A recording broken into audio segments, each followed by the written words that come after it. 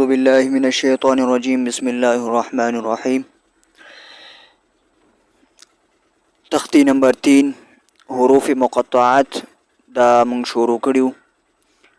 نن دویم کلاس دی. په ډومبي کلاس کې مونږ ویلیو په تفصیل سره دا کوم حروف دي. نو مونږ ویلیو چې دا د یو نیم صورت په ډومبي کې راغلي حروف مقطعات.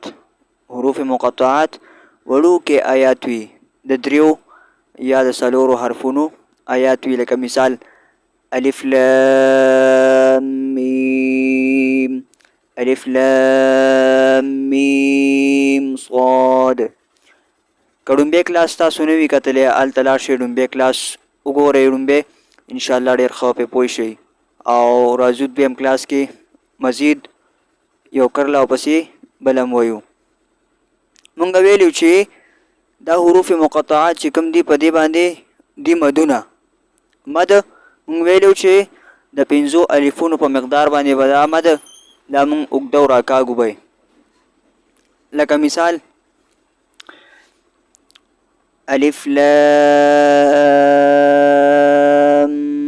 میم. که دې خوا وګورو دلته دې باندې دا شدم دی، داسې حصه ده، داسې یو سیس جوړ دی، دې ته وایي شد. خو دا به انشاءالله چې کله د شدونو هغه کلاس هغه تختۍ هغه راورسي نو موږ هغې کې به شدونه هم وایو. اوس وایو مدونه، صرف مد. نو مد به موږ اوږدو د 5 الفونو عمره، او دا مد چې په کوم حرف باندې راغلی هغه حرف به موږ اوږدو. الف لام میم. بیا الف لام باندې مد دی 5 الفونو عمره به اوږدو. په میم باندې هم دا دی میم په دې باندې مد دی، دا به د 5 الفونو عمره اوږدو. په صاد باندې هم مد دی 1 2 3 4 5، دا به هم د 5 الفونو عمره اوږدو. ځکه چې د مد کار دا دی چې دا حرف اوږدی چې په کوم حرف راشي اذان سره اوږدی. الف لام میم صاد. دا کوم یو حرف دی؟ دا دی صاد. الف لام میم صاد.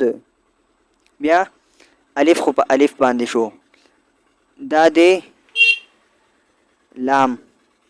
نو په لام باندې مد دی د 5 الفونو په مقدار به لام اوږد کو.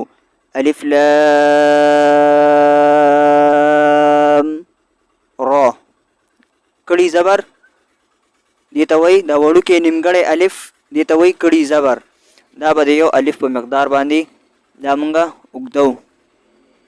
الف لام را. بیا دې ورپسې الف لام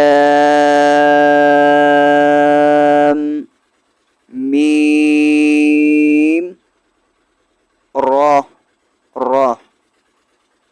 بیا کاف ها یا عین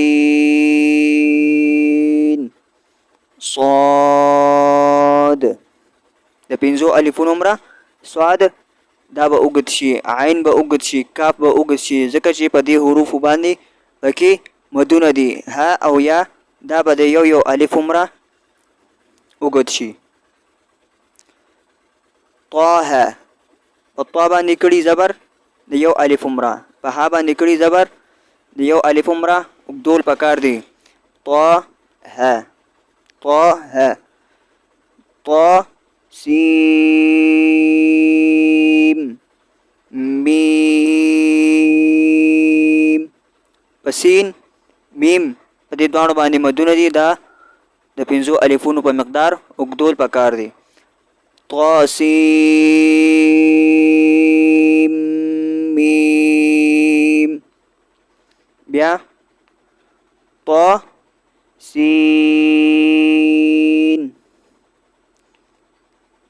یا سین.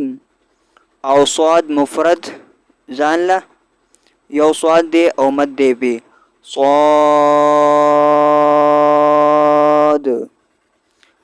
ٹھیک شو. انشاءاللہ مزید بنور ببل کلاس کې بیا وایو.